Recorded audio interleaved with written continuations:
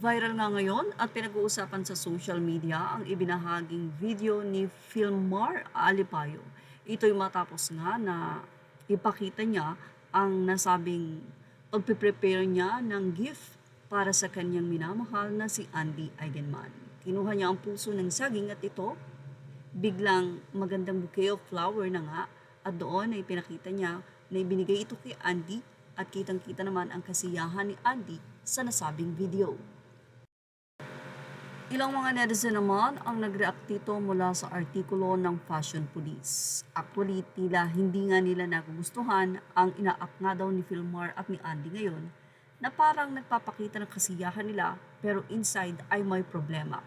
Say nila, gusto kong magpaka-bitter. Andy, ewan ko sa'yo. Napaka-OA ng mag-asawang ito.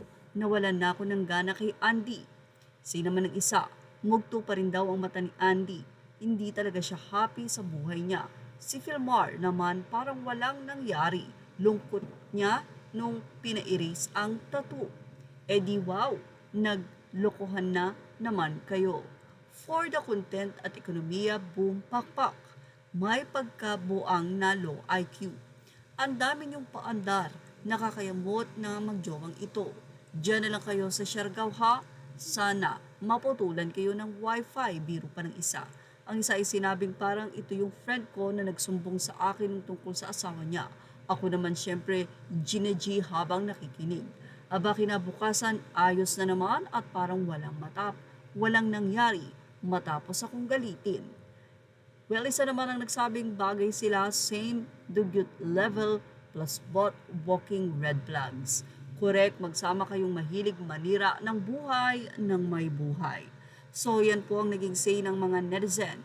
Tila sinasabi nila na kaya po daw sirain ni Filmar at ni Andy Eigenman ang buhay ng mga nakapaligid sa kanila. Say ng isa, "Hay nako Andy, last mo na yan. Next time, maski totoo na yung sinasabi mo, wala nang papatol sa'yo." And maganda daw yung white flowers. Na-appreciate naman ng isang netizen. Sino man ng isa, tama yan din. Naisip ko after ng lahat, nagiging hobby na ang manira ng tao publicly. Buti sana if itong issue nila, pinanindigan man lang nila ng ilang weeks or months pero wali. Pati agad after magpahiya ng tao, walang repercussion for Filmar. He just got a slap on the wrist when siya talaga ang may kasalanan ng lahat. Well, ang daming clown sa Siargao, nalipat na pala doon ang circus.